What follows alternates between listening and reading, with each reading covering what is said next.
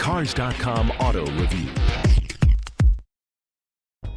Hi, I'm Dave Thomas with Cars.com, and this is a 2013 Lexus GS. It's been completely redesigned and has an impressive mix of style and performance, but what's surprising is how comfortable it is and the top-notch interior too. Now it's going to need all that because it's a competitive segment.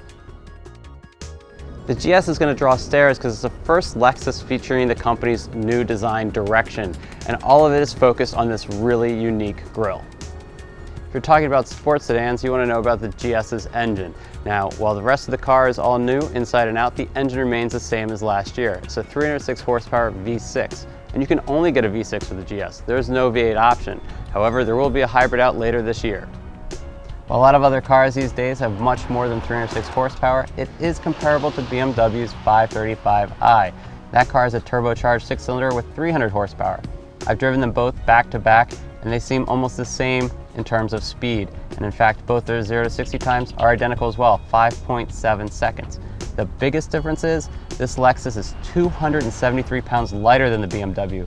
And when you're on a closed course taking tight turns, you can definitely feel that weight. Recent Lexus interiors have gotten a bit dated and their dashboards are just overwhelmed in a sea of buttons, but all that's changed in the GS. Now you might think the entire dashboard would be overwhelmed by this gigantic LCD screen, and while that's a cool modern convenience to have, I like these nice touches like this analog clock and these retro inspired dials around the CD player. Adds a lot to the interior.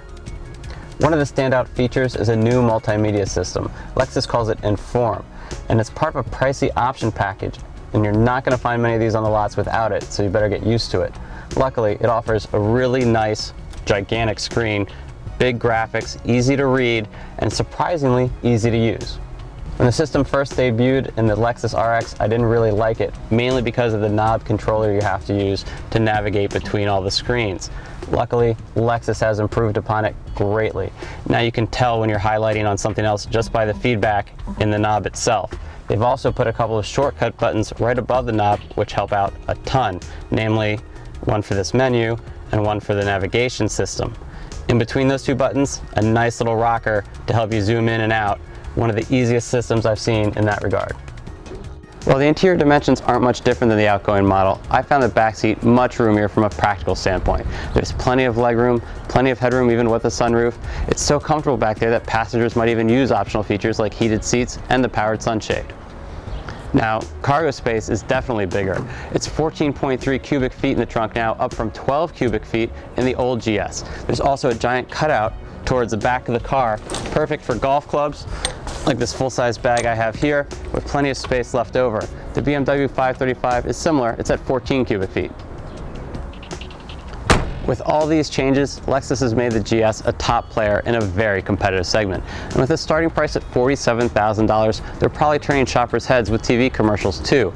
Just be warned, before you go into a dealer, do your research. Those option prices can add up quickly.